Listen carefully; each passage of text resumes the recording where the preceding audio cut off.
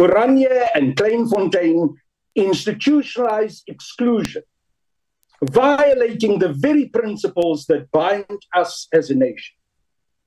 By their existence, they sow division, they erode trust and threaten the unity we need to address our shared challenges: poverty, inequality, and injustice.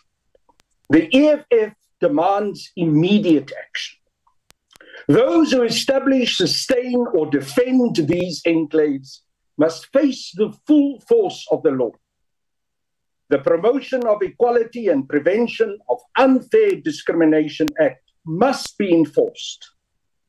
And those guilty of perpetuating these racist policies must face imprisonment.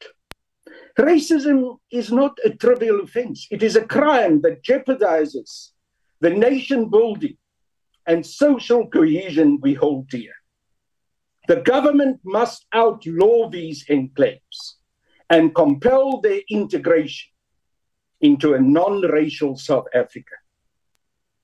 Chairperson, to do otherwise is to betray our constitutional mandate and to surrender to the forces of division.